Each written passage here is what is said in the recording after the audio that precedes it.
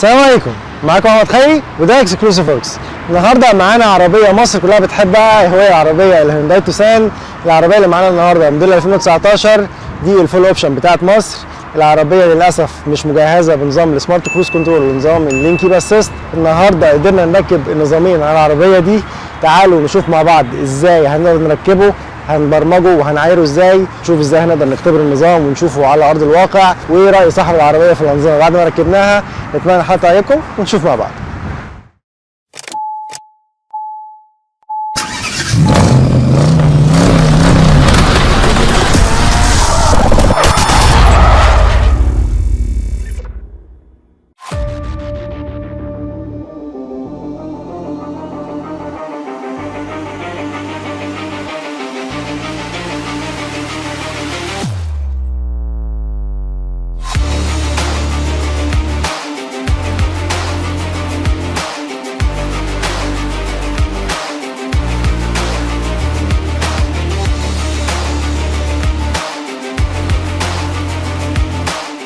نظام الرادار بيتكون من جهاز الرادار اللي بيكون مكانه هنا.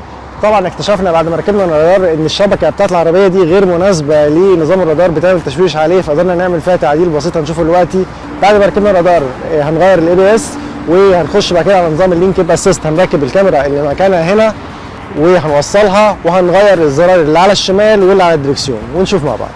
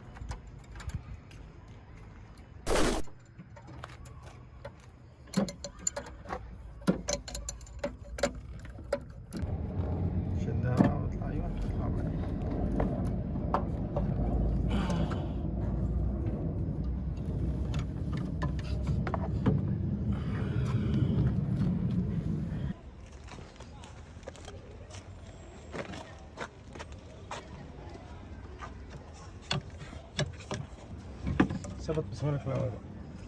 بعد ما ثبتنا ال بي اس فاضل بس المسورتين الاربع مسامير اللي فوق هنثبتهم وبعد كده نبرمج.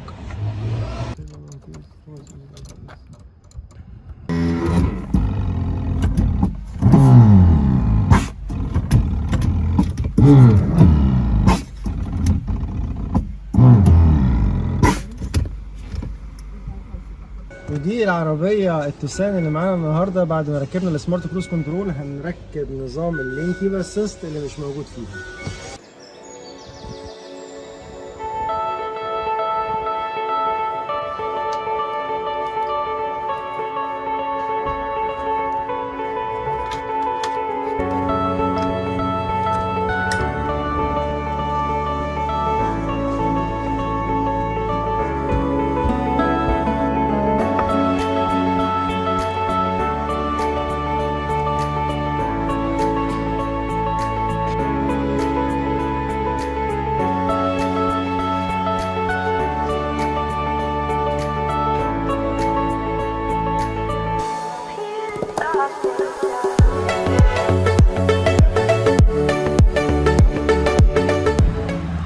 طبعا هنا اهوت غيرناها نظام اللينك كيب اسيست الزرار بتاعه، والرادار هنلاقي التحكم بتاع الرادار موجود هنا ومبرمجين العداد. هنبدا بقى نشوف السيستم على الطبيعه عامل ازاي ونشوف مع بعض. بعد ما كودنا النظام هنلاقي في عندنا زاد حاجات في مساعدة السائق. هنلاقي ده استجابة ال SCC بتاع مثبت السرعة الذكي، إذا كان نخليه سريع بطيء أو طبيعي. في كمان عندنا حاجة تانية، تحذير مشان حد السرعة، اللي هو نظام قراية اللوحات، أقدر أفعله من هنا أو أقفله. وفي تحذير بشان انتباه السائق، اللي هو النظام مراقبة إذا كنت أنا فايق ولا مش فايق، اللي هي القايمة دهيت. ده معطل عشان العربية واقفة. وفي عندنا كمان آخر حاجة المساعدة بتجنب الاصطدام، ده منع التصادم. لو قفلته هتلاقيه نور اللمبة الصفراء معانا على اليمين كده شغال. آخر حاجة خالص الحساسية بتاعة منع التصادم، أخليه يديني تحذير بدري ولا متأخر ولا طبيعي، وبكده يكون الاوبشنز كلها اتفتحت على العداد ومشغلين السيستم بشكل مظبوط. وكده بعد ما ركبنا كل الأنظمة، نظام اللين كيب اسيست ونظام السمارت كروز كنترول، دي التجربة النهائية بعد ما قفلنا العربية بالكامل. طبعا السيستم هيشتغل معانا زي ما احنا شايفين كده، النظام شغال ومفيش عربيات قدامنا، ف هيبدأ يهدي بقى. أول ما أشوف عربية زي ما احنا شايفين دلوقتي هيبدأ يهدي.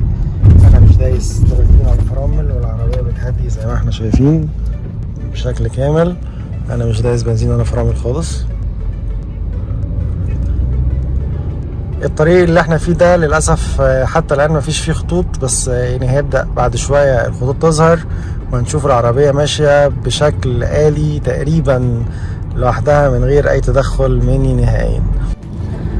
وكده بنجرب نظام السمارت كروز كنترول مع اللين كيب اسيست، القيادة الآلية تقريبا على الطريق الدائري في القاهرة، بعد ما ركبنا كاميرا رجوع المسار للكاس وزرار الرادار والتحكم الكاس والرادار من قدام. طبعا دلوقتي انا مش دايس فرامل ولا بنزين زي ما احنا شايفين، العربية ماشية بشكل تلقائي زي ما احنا شايفين. الطريق بينحني وهي بتاخد المنحنى بتاعها. انا مثبت سرعة العربية على 90، بس كمان ان في عربية قدامي هو محافظ على المسافة اللي بيني وبينه. احنا شايفين في اخ جه قدامنا فالعربية بتفرمل. لو زودت السرعة والطريق فتح قدامي هتلاقي سرعة العربية تبدأ تزيد لغاية ما توصل لسرعة الطريق. طبعا احنا جربنا النظام مدة كويسة عشان نتأكد من جودة الشغل والمعايرة، والحمد لله الوضع تمام. وعايزين ناخد رأي الأستاذ أحمد في الشغل بعد ما عملناه، ويا ريت يقول لنا ايه رأيه في التجربة معانا، وهل النظام ركب بشكل كويس ولا لا. يا ريت تقول للمتفرجين. النظام ركب بشكل ممتاز جدا وبشكل يعني بروفيشنال جدا. باشمهندس احمد والعاملين اللي معايا بصراحه يعني ما قصروش، كان كل يوم لغايه الفجر شغل باستمرار. ما شاء الله عليهم. لا العربيه اختلفت تماما بعد الاوبشن الجديد ده، نظام كيب لين اسيست وفرامل الطوارئ شغالين بشكل ممتاز جدا. يعني يخلوك وانت ماشي يعني نص طاقتك وانت ماشي. على فكره يعني انا بصور وسايب العربيه ماشيه لوحدها من ساعتها. يعني العربيه اللي ماشيه انا قاعد بصور ومش مهتم بالقياده خالص. هي العربيه مركزه بشكل كويس. طبعا نظام اللين كيب اسيست لازم تكون حاططك على الدركسيون زي ما احنا متعودين. وفي نظام بقى فرامل الطوارئ، لو احنا في حد جه قدامنا ولا حاجه هنلاقي بيدينا تحذير على العداد زي ما احنا شايفين، بيدينا تحذير ان في عربيه قدامنا. وبكده الأنظمة شغالة بشكل ممتاز وبشكل زي ما تكون نازلة من المصنع. في الطريق واقف، هنشوف بقى العربية هتقف ولا هتعمل ايه. انا مش دايس لا بنزين ولا فرامل، وزي ما احنا شايفين معتمدين على الطريق اللي قدامنا والرادار نشوف هيقدر يوقف العربية ولا لا. الطريق واقف خالص زي ما احنا شايفين. انا مش دايس فرامل، العربية وقفت تماما.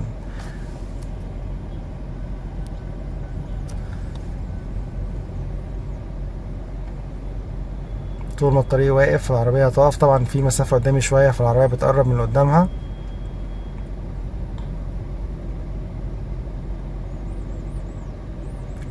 لما مدة الوقوف بتزيد عن مدة معينة هنلاقي الرادار هيقوم جاي قافل السرعه زي ما احنا شايفين. عايزين نكمل تاني كده. العربيه كانها عامله اوتو هولد من نفسها. لو عايز امشي تاني يدوس على زرار ريست او ادوس بنزين. انا مش دايس حاجه، العربيه وقفت بشكل كامل لوحدها زي ما احنا شايفين. لو انا دوست كده هلاقي العربيه تتحرك تاني. بس طبعا الاخ اللي بيبيع بلالين عامل بلوك. هتبدا العربيه تتحرك لغايه ما تقفل المسافه اللي قدامنا. نقلل الحساسيه عشان نقرب من العربيه اللي قدامنا على قد ما نقدر. هنلاقي العربيه بتقرب وهتيجي تقف تاني طالما الطريق واقف. نكمل لكم بقى تصوير لما الطريق يفتح ان شاء الله. ادعوا لنا.